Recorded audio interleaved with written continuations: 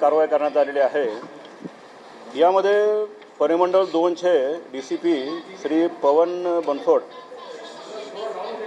यांना गोपनीय बातमीदारातर्फे माहिती मिळाली की 28 तारखेला जी TET होणार आहे, म्हणजे शिक्षक पात्रता परीक्षा किंवा टीचर्स एलिजिबिलिटी टेस्ट जी होणार आहे, तर त्याचे पेपर काही लोक विकायला भिवंडीत येणार आहेत अशी गोपनीय बातमीदारातर्फे माहिती मिळाल्याने DCP झोन 2 पवन बनसोड आणि त्यांची टीम यांनी एक ट्रॅप लावला। त्या ट्रॅपच्या अनुषंगाने सकाळी साधारणतः 11च्या दरम्यान एक जागेवर तिने ट्रॅप लावला। त्यामध्ये 3 लोक हे पेपर विकण्यासाठी, जो उद्या होणार आहे TETचा पेपर विकण्यासाठी आलेले त्यांना आढळले। त्यांना जी पूर्व माहिती मिळाली होती त्या अनुषंगाने तिथे ट्रॅप लावला। ते 3 लोकांना ताब्यात घेतलं।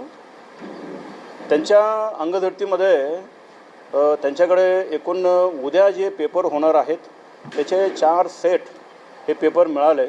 त्याचबरोबर इतर वस्तू, mobile, debit card, credit card वगैरे हे मिळालं। त्यामुळं आम्हाला खात्री करण्यासाठी त्याचे 4 पेपर जे मिळाले होते ते शिक्षण विभागाचे वरिष्ठ अधिकारी यांना तत्काळ संपर्क करण्यात आला आणि त्यांच्याकडून व्हेरीफाय केलं। त्यांनी पण त्यांची जी सिस्टम आहे, SOP आहे, त्याप्रमाणे हे पेपर जे होते ते त्यांनी व्हेरीफाय केले आणि असं आढळलं की उद्या जी पेपर होणार आहेत त्या परीक्षेला येणारे हेच पेपर असल्याने खात्री पटली। त्यामुळे आम्ही 3 लोकांच्या विरोधात गुन्हा दाखल केलेला आहे।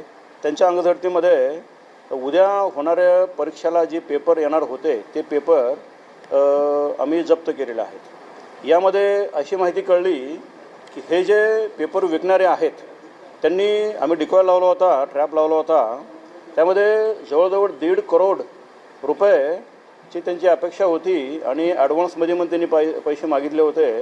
ते ट्रॅपमध्ये सगळ्या गोष्टी आम्ही रेकॉर्डवर घेऊन त्यांच्यावर गुन्हा दाखल केलेला आहे। यामध्ये तपासाचं गांभीर्य बघता, प्रकरणाचं गांभीर्य बघता वरिष्ठांच्या आदेशाने यामध्ये एक विशेष तपास पथकाची निर्मिती केलेली आहे। त्यामध्ये तपास पथकाचे हेड म्हणून DCP श्री पवन बनसोड हे आहेत आणि त्यामध्ये या ठिकाणी 2 ACP आणि 9 PI, API आणि बाकी इतर एक 20 कर्मचारी अशी विशेष तपास पथक नेमलेलं आहे। वरिष्ठांच्या मार्गदर्शनानुसार हा तपास चालू आहे। पुढील तपासासाठी विविध ठिकाणी आमचे तपास पथक रवाना झालेले आहेत। यामध्ये सखोल तपास करण्यात येईल आणि जे निष्पन्न होतील, ज्यांचा सहभाग आढळेल त्यांच्यावर पुढील कायदेशीर कारवाई आम्ही करणार आहोत। हे पेपर फक्त भिवंडी किंवा ठाण्यामध्ये विकले गेले तर बाहेर ऑलरेडी विकून तिकडे आले? आता याच्यामध्ये प्रथमदृष्ट्या आज सकाळी हे झालेलं आहे, शक्यता नाकारता येत नाही आहे। इतर ठिकाणी पण विकल्याची काही माहिती आम्हाला मिळालेली आहे।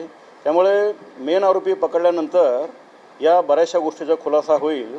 त्यामुळे तपासामध्ये आम्ही सर्व शक्यता गृहीत धरून हा तपास चालू केलेला आहे। यामध्ये कोण कोण इन्व्हॉल्व असेल, कुठे कुठे विक्री केली असेल, या सर्व अनुषंगाने आमचा तपास चालू आहे। मुख्य आरोपी अजूनही फरार आहे? मुख्य आरोपी फरार आहे। काय तिघांची नावं आहेत? तिघांची नावं काय आहेत? कुठून आलेले आहेत? कुठल्या राज्यातले आहेत? अच्छा, हे जे आहेत हे सध्या आमच्या ताब्यात 3 लोक आहेत। हे एक हरियाणाचा राहणार आहे आणि 2 हे बिहार राज्यातील आहेत। हे एकंदरीत आता पण केलेल्या तपासामध्ये ही माहिती कळली की ते सगळे दिल्लीवरून आले होते। मग त्यांना कुठून पेपर मिळाला, कोण कोण ह्यामध्ये सहभाग आहे, या सर्वांचा तपास चालू आहे।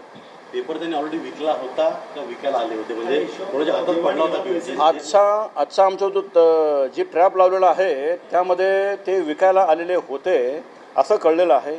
परंतु यांनी हा पेपर कोणाकोणाला विकला होता, कोणकोणत्या सहभागी होतं, त्या अनुषंगाने पण आमचा तपास चालू आहे। ज्याला विकायला आले होते त्याची काही माहिती मिळाली का?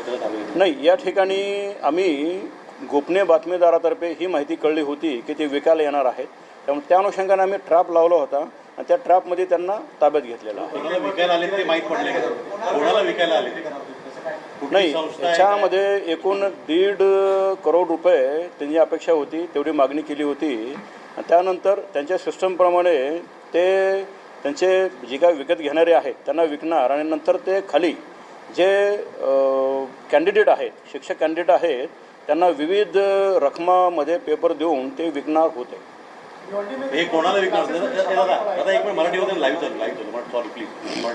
साहेब हे पेपर ज्याला विकायला येणार होते ते कुठल्या विद्यार्थ्याला विकणार होते? कुठली शैक्षणिक संस्था होती?